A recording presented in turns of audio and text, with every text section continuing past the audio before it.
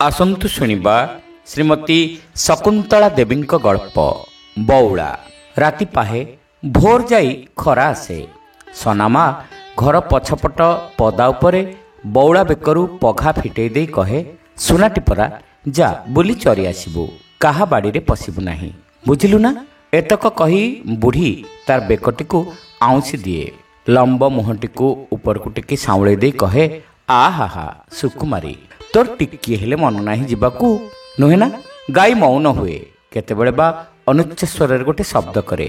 ବୁଢ଼ୀ ପୁଣି କହେ, କ'ଣ କରିବି କହନି ବଉଳା, ତୁ ନଗଲେ ହବ କେମିତି? ମୁଁ ପରା ଗରିବ, ଘରେ ମୋର କ'ଣ ଅଛି ଯେ ତତେ ବରାବର ରଖି ଖାଇବାକୁ ଦେବି। ଏତକ କହିସାରିବା ପରେ ଆଉ ଥରେ ସେ ମୁହଁଟିକୁ ଚାହିଁ ଚାଲି ଆସେ। ବଉଳା ଧୀରେ ଧୀରେ ଚାଲିବାକୁ ଲାଗେ, ଭଲ ଘାସର ସନ୍ଧାନରେ। ବଉଳାର ଯିବା ବାଟକୁ ସନାମା ଚାହିଁ ରହେ। ବଉଳା ଅଦୃଶ୍ୟ ହୋଇଗଲେ ଭିଡ଼ି ମୋଡ଼ି ହେଉ ହେଉ କହେ, ଯାଏ ଲୋ ମା, ତେଣେ ମୋର କେତେ କାମ ପଡ଼ିଛି। ଦିନସାରା ସେ ଲାଗେ କାମରେ। ନିମ ମଞ୍ଜି ସାଉଁଟିବା, ଘଷି ତାଡ଼ିବା, ଜାଳ କାଠ ରୁଣ୍ଡେଇବା, ଭାତ ଗଣ୍ଡେ ଫୁଟେଇବା, କୁଟା କଣ୍ଡା କରିବା, ଶାଗ ମରିଚ ଗଛ ଲଗେଇବା, ଏମିତି ପଛକୁ ପଛ କେତେ କାମ ଜୁଟିଯାଏ। ଅବିକଳ ପିଲାଳିଆ ପ୍ରକୃତି ତାର। ଯେଉଁଠି ସେ ଥାଉ ନା କାହିଁକି, ଯାହା ହେଲେ କାମ କରୁଥାଉ ନା କାହିଁକି, ବଉଳାର ଭାବନା ତା ମନରୁ ଯାଏ ନାହିଁ। କେତେବେଳେ ଆଉ କେଉଁ ଗାଈର ପାଟି ଶୁଣିଲେ କାମଧନ୍ଦା ଛାଡ଼ିଦେଇ ପଦାକୁ ଆସି ଅନେଇଥାଏ। ସଞ୍ଜ ଥିବ ଢେର ଡେରି, ସୂର୍ଯ୍ୟଙ୍କର କିରଣଟା ନାଲି ପଡ଼ି ଆସୁଥିବ। ଘରେ ଯେତେ କାମ ଥାଉ ପଛେ ସନାମା ଚାଲି ଆସିବ ପଦାକୁ। ବଉଳା ଆସିନଥିଲେ ଖୁବ୍ ଉଚ୍ଚ ସ୍ୱରରେ ଡାକିବ, ବଉଳା ଲୋ ବଉଳା। ବଉଳାର ଉତ୍ତର ନ ପାଇଲେ ବିରକ୍ତ ହୋଇ କହିବ, କୁଆଡ଼େ ଗଲା କି ଡାକୁଣିଟା ଏତେ ବେଳ ଯାଏ? ସଞ୍ଜ ହେଲାଣି ଆସି, ତେବେ ବି ତାର ଚରା ସରୁନାହିଁ। ପୁଣି ଡାକିବ। ଦିନେ ଦିନେ ଡାକି ଡାକି ତଣ୍ଟି ପଡ଼ିଯାଏ, ତଥାପି ଡାକେ। ଠିକ୍ ସଞ୍ଜ ହୋଇ ଆସିଲା ବେଳକୁ ଶୁଭିବ ବଉଳାର ପାଟି। ସନାମା କହିବ, ଚଞ୍ଚଳ ଆ। ଚାହିଁ ରହିବ ତାରି ଆଡ଼କୁ ଏକ ଦୃଷ୍ଟିରେ। ବଉଳା ଲସର ପସର ହୋଇ ଧାଇଁ ଆସିବ। ଆସି ପହଞ୍ଚିଲା କ୍ଷଣି ସନାମା ଦେହରେ ଏପଟ ସେପଟ ଘଷି ହେବ। ବୁଢ଼ୀ ତାର ମୁହଁଟିକୁ ଟେକି ଧରି ସାଉଁଳି ଦେବ। ତାପରେ ତା ପେଟରେ ହାତ ମାରି କହିବ, ପେଟ ପୁରିନି ନା? ନିଜେ ନିଜେ ଉତ୍ତର ଦେଇ କହିବ, ନା ପୁରିନି ତ। ହଉ ଚାଲ ଚାଲ, ଘରେ ପେଜ ତୋରାଣି ଅଛି, ପିଇବୁ। ବଉଳା ଚାଲିବ ଆଗେ ଆଗେ, ସନାମା ଚାଲିବ ପଛରେ। ବରାବର ସେ ଅନେଇଥିବ ବଉଳାର ଦେହକୁ। କେଉଁଠି ଧୂଳି ଟିକେ ପଡ଼ିଥିଲେ ଝାଡ଼ି ଝୁଡ଼ି ଦେବ। ଗୋବର ଲାଗି ଶୁଖି ଯାଇଛି ତ ନଖରେ ଉଖୁରାଇ ବାହାର କରିଦେବ। ବଉଳା ଘରକୁ ଆସିବା ପରଠୁ ସନାମା ମନରେ ଭାରି ଆନନ୍ଦ, ଭାରି ଫୁର୍ତ୍ତି। ବଉଳ ଅମାବାସ୍ୟାରେ ଜନ୍ମ ହୋଇଥିଲା ବୋଲି ତାର ନାଁ ବଉଳା। ଛୁଆଟି ଦିନରୁ ଅତି ଗେଲବସରରେ ବଢ଼ି ଆସିଛି। ସନାମାର ଘରକୁ ସେ ନିଜେ 19 ବର୍ଷର ଗୋଟିଏ ବୋଲି ପୁଅ, ଆଉ ଏଇ ବଉଳା। ଆଗରୁ ତା ଘରେ ଥିଲେ 5ଟି ଗାଈ। ସେମାନଙ୍କର ହେପାଜତ କରିବା ତା ପକ୍ଷରେ ଅସମ୍ଭବ ହୋଇପଡ଼ିଲା। ଗରିବ ଘର, ଆଖପାଖରେ ଚରା ବି ନାହିଁ। ଖାଇବେ କ'ଣ? ସମସ୍ତଙ୍କୁ ଗୋଟି ଗୋଟି କରି ବିଦା କରିଦେଇ ରଖିଲା କେବଳ ଏଇ ଗୋଟିକୁ। ବଉଳାକୁ ଯିଏ ଗାଈ ବୋଲି ନ ଜାଣିଛି, ସେ ସନାମାର କଥାବାର୍ତ୍ତାରୁ ବୁଝେ ବଉଳା ତାର ଝିଅ। ତା କହିବାର ଭଙ୍ଗୀରୁ କେହି କେବେ ଠଉରାଇ ପାରିବ ନାହିଁ ଯେ ବଉଳା ଗୋଟେ ଗାଈ। ସେ କହି ଚାଲେ, କେମିତି ତା ଦୁଃଖରେ ବଉଳା କାନ୍ଦେ, ଯାହା ପଚାରିଲେ ସେ କେମିତି ଉତ୍ତର ଦିଏ, ସେ କିପରି ସୁକୁମାରୀ, ଏମିତି କେତେ କ'ଣ। ଏଇସବୁ କଥା କହୁ କହୁ ତା ଆଖିରୁ ଲୁହ ଗଡ଼ିବାରେ ବି ଲୋକେ ଦେଖିଛନ୍ତି। ଏଇ କାନ୍ଦିବା ଭିତରେ ସେ ଗାଇ ଚାଲେ ବଉଳା ଜୀବନର ଦୁଃଖ। ତାର ଗୋଟିଏ ଛୁଆକୁ ବାଘ ଖାଇଗଲା, ଆଉ ଗୋଟିଏ ବି ଅଜଣା ରୋଗରେ ମରିଗଲା। ଗାଈଟିର ଦୁଃଖ କଥା କହିସାରି ସେ ନିଜର ଦୁଃଖ କଥା ବଖାଣି ବସେ। ଏମିତି ଉଦାହରଣ ଯୋଡ଼ି କହେ ଯେ ଗାଈ ଜୀବନର କଥା ସହିତ ସନାମା ଜୀବନର ଅଭାବ ଅନୁଭୂତି ଅନେକ ପରିମାଣରେ ଖାପ ଖାଇଯାଏ। ଏଇ ସାମଞ୍ଜସ୍ୟଟା ବୁଢ଼ୀର ଏ ଗାଢ଼ ଭଲ ପାଇବାରୁ ସୃଷ୍ଟି ହୋଇଛି, କି ଏ ସାମଞ୍ଜସ୍ୟରୁ ଭଲ ପାଇବା ଜନ୍ମିଛି, ଠିକ୍ କରି କହିବା କଠିନ। ବେଳେବେଳେ ବଉଳା ପାଖରେ ଖାଲି ଖାଲିଟାରେ ବସି ସନାମା ନିଜ ଜୀବନର କାହାଣୀ ସବୁ ବଖାଣି ଚାଲେ। ସେ କହେ, ବଉଳା ଶୁଣେ। ମଝିରେ ବଉଳା ଅନୁଚ୍ଚ ସ୍ୱରରେ ଶବ୍ଦ କରେ। ସନାମା ସମର୍ଥନ ପାଇଁ ମନେ ମନେ ବେଶ୍ ଖୁସି ହୁଏ। ବେଳେବେଳେ ହୁଏତ ସେହି ବଉଳାର ଜୀବନ କଥା ତାରି ପାଖରେ କହିଚାଲେ। କହୁ କହୁ ବଉଳା ଯେତେବେଳେ ତା ମୁହଁଟାକୁ ଆଣି ସନାମାର କାନ୍ଧ ଉପରେ ଥୋଇଦିଏ, ସନାମା ବୁଝେ ବଉଳା ପ୍ରାଣର ବେଦନା। ସବୁ ବୁଝିଲା ପରି କହେ, ତୋ କପାଳକୁ ମୋ କପାଳ ଲୋ ବଉଳା, ଦିହେଁ ଯାକ ଆମେ ହିନିମାନି। ଆଉ ଲୋକଙ୍କ ପରି ସନାମା ଗାଁ ଗଣ୍ଡା ସହିତ ସମ୍ପର୍କ ନଥାଏ। ନିଜ ଧନ୍ଦାରେ ସେ ଲାଗିଥାଏ ସବୁବେଳେ। ପୁଅଟି ଜଣକର ଅଧା ମୂଲିଆ, ଆଉ ଅଧକର ନିଜ ଚାଷରେ ଲାଗେ ବା କେଉଁଦିନ ଉପୁରି ଯାଏ। କଷ୍ଟେ ମଷ୍ଟେ ଚଳି ଯାଆନ୍ତି ଦିହେଁ। ପୁରେ ବୋଲି ଘର, କୋଠରୀ ବୋଲି ତହିଁରେ ମୋଟେ ଗୋଟିଏ।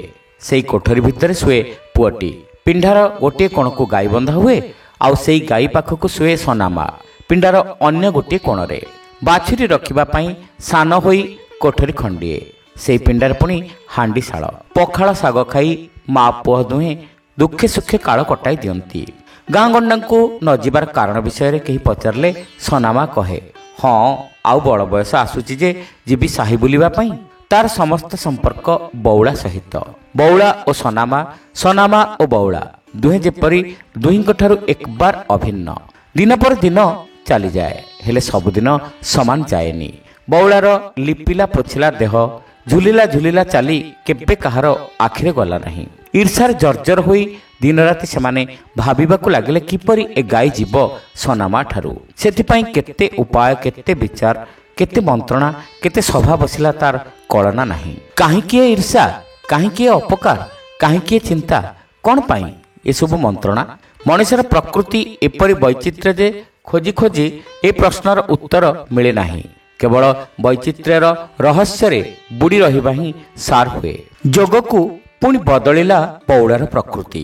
ଖାଇବାକୁ ନ ପାଇଲେ ସାଧୁ ବି ଅନେକ ସମୟରେ ଅସାଧୁ ହୋଇଯାଏ, ବା ସାଧୁତାର ନୂଆ ସଂଜ୍ଞା ବାଢ଼ି ଯାହା ଅସାଧୁତା, ଯାହା ଅକରଣୀୟ ତାକୁ ହିଁ କରି ବସେ। ଅନାବାଦୀ ଜମି ସବୁ ଚାଷ ଜମି ହୋଇଯିବା ଯୋଗୁଁ ଗାଁରେ ଗୋଚରର ଅଭାବ। ପୁଣି ଯେ ପଡ଼ିଆ ଟିକକ ଅଛି ସେଥିରେ ଘାସର ଅଭାବ। ଏଥିରେ ବଉଳାର ପେଟ ବା ପୂରିବ କିପରି? ଦେହରେ ଶକ୍ତି ଅଛି, ଦ୍ୱିଧା ନ କରି ସେ ବାଡ଼ ଭାଙ୍ଗିଲା। ଘେରା ବାଡ଼ିରେ ପଶି ଖାଇଲା ଫସଲ। ଥରେ ଅଧେ କରୁ କରୁ ଏ କାମ ତାର ନୀତିଦିନର ଏକ ଅଭ୍ୟାସରେ ପରିଣତ ହୋଇଗଲା। ବେଳ ପଡ଼ିଲେ ଦାଉ ସାଧିବେ ବୋଲି ଚାହିଁ ବସିଥିଲେ ଯେଉଁମାନେ, ସେମାନଙ୍କୁ ସୁଯୋଗ ଜୁଟିଗଲା। ସବୁବେଳେ ଗାଳି, ସବୁବେଳେ ବୋଲଣ। ଏପରିକି ଲୋକ ସାମ୍ନାସାମ୍ନି ସନାମାକୁ ସାବଧାନ କରିଦେଲେ, କେତେ ଧମକ ଚମକ ଦେଲେ। ସନାମା କଳି ତକରାଳ କଲା। ବଉଳା ଏପରି କାମ କରିବ? ସନାମା ବିଶ୍ୱାସ କରେ ନା। ପଡ଼ୋଶୀ ଗାଳି ଦେଲେ ସେ ଗାଳି ଦିଏ। ଅଣ୍ଟାରେ ଲୁଗା ଗୁଡ଼େଇ କଳି କରେ। ଲୋକେ ଧମକ ଦେଲେ କହେ, ହଁ ଯା ଯା, କ'ଣ କରିବ କର। ଦିନକର କଥା। ସଞ୍ଜ ହୋଇ ଆସିଲା। ବଉଳାର ଫେରିବା ସମୟ ନିକଟେଇ ଆସିଲା। ପଦାରେ ଆସି ଠିଆ ହୋଇ ବଉଳା ବଉଳା ଡାକ ପକାଇଲା ସନାମା। ବଉଳା କାହିଁ?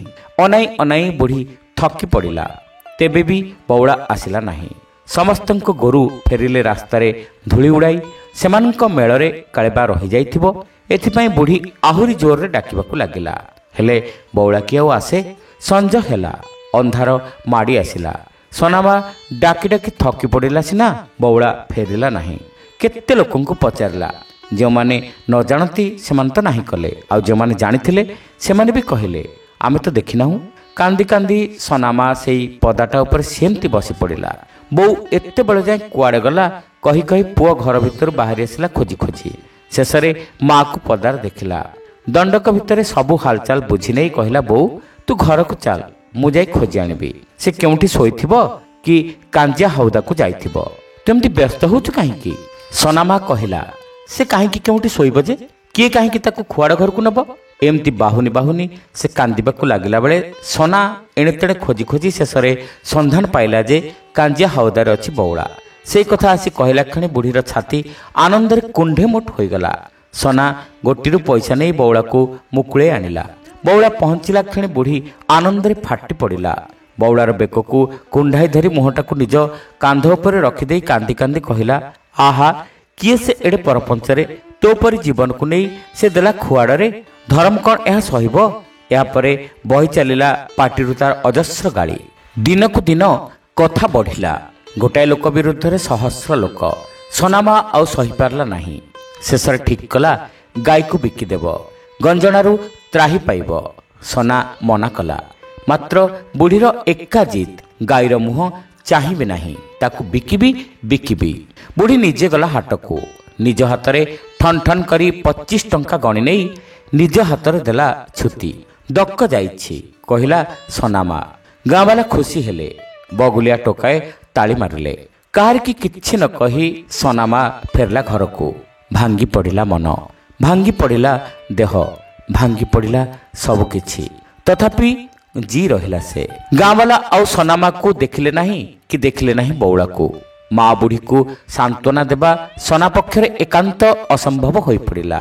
କ'ଣ କରିବ ସେ କିଛି ଠିକ୍ କରିପାରିଲା ନାହିଁ। ଏହା ଉପରକୁ ପୁଣି ନିଜର ଭବିଷ୍ୟତ ଚିନ୍ତା। ପେଟକୁ ଗଣ୍ଡାଏ ଖାଇବ, ଜୀବନକୁ ସରସ ସୁନ୍ଦର କରିବ, ବଞ୍ଚିବ ସେ। ଭାବି ଭାବି ଥଳକୂଳ ପାଇଲା ନାହିଁ। ଏମିତି ବିତିଗଲା 8 ଦିନ। 9 ଦିନ ରାତି ପାହାନ୍ତା ବେଳକୁ ସନା ଚମକି ପଡ଼ିଲା। ଯେତେବେଳେ ସନା ମା ଧଡ଼ପଡ଼ ଉଠି ପଡ଼ି ଡାକିଲା, ବଉଳା ବଉଳା ଲୋ। ସନା ଉଠି ପଡ଼ିଲା ବେଳକୁ ମା ଡାକି ଡାକି ଦୁଆର ମୁହଁରେ ହାଜର। ସନା କହିଲା, ବୋଉଲୋ ବଉଳା ବଉଳା କାହିଁକି ହେଉଛୁ? ବଉଳାକୁ ପରା ସେଦିନ ନିଜେ ଯାଇ ବିକି ଦେଇ ଆସିଲୁ ହାଟରେ। ପୁଅର କଥା କାନକୁ ନ ନେଇ ସନା ମା ପୁଣି ଡାକିବାକୁ ଲାଗିଲା, ବଉଳା ଲୋ ବଉଳା। ଜହ୍ନ ପଡ଼ିଥାଏ, ବେଶ ସୁନ୍ଦର। ପଶ୍ଚିମ ଦିଗକୁ ଦୂରରେ, ଖୁବ୍ ଦୂରରେ ଭାସୁଥାଏ ଖଣ୍ଡେ କଳା ବାଦଲ। ସନାମା ଚାଲିଥାଏ ଡାକି ଡାକି, ବଉଳା ବଉଳା ଲୋ ବଉଳା।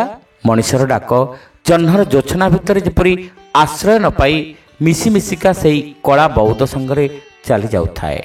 ଚାଲିଥାଏ ସନାମା ଏକ ମୁହାଁ ହୋଇ, ଏକା ନିଶ୍ୱାସରେ, ଆଉ ପଛେ ପଛେ ତାର ଚାଲିଥାଏ ସନା। ଯେଉଁଠି ନିତି ଛିଡ଼ା ହୋଇ ଡାକେ ସେଇଠି ସେ ଡାକ ଛାଡ଼ିଲା, ବଉଳା ଲୋ ବଉଳା ବଉଳା ଲୋ। ପଡ଼ିଆ ସେ ପାଖରୁ ଭାସି ଆସିଲା ବଉଳାର ଶବ୍ଦ। ସନା ଆଶ୍ଚର୍ଯ୍ୟ ହେଲା, ଆ ବଉଳା ଲୋ ବଉଳା। ସନାମା ଡାକି ଚାଲିଲା। ସନାତନ ଦେଖିଲା ବଉଳା ଧାଇଁ ଧାଇଁ ଆସୁଛି। ବଉଳା ପାଖ ହୋଇ ଆସିଲା। ସନାମା ଡାକିଲା, ବଉଳା ଲୋ ବଉଳା। ଆଗକୁ ଧାଇଁ ଯାଉ ଯାଉ ଗଛ କାଟିଲା ପରି ଭୁସ୍କିରି ଲେଉଟି ପଡ଼ିଲା ତଳେ। ମଉଳା କଣ୍ଠରେ ଶୁଭିଲା, ବଉଳା ଲୋ। ବଉଳା ଆସି ବୁଢ଼ୀର ଦେହ ମୁଣ୍ଡରେ ସେଇ ଲମ୍ବା ମୁହଁଟାକୁ ଘଷିବାକୁ ଲାଗିଲା। ହେଲେ ବଉଳାର ବେକକୁ ନିଜ ଛାତି ଉପରେ ଆଉଜାଇ ନେବା ଲାଗି ସନାମାର ହାତ ଉଠି ପାରିଲା ନାହିଁ। ଶ୍ରୋତା ବନ୍ଧୁ, ଏଇଠି ଶେଷ ହେଲା ଗଳ୍ପ ବଉଳା। ଗପଟି ଆପଣମାନଙ୍କୁ କେମିତି ଲାଗିଲା କମେଣ୍ଟ କରି ନିଶ୍ଚିତ ଜଣାଇବେ। ଚ୍ୟାନେଲରେ ନୂଆ ହୋଇଥିଲେ ସବସ୍କ୍ରାଇବ୍ କରିବାକୁ ଭୁଲିବେ ନାହିଁ। ରହିଲୁ, ନମସ୍କାର।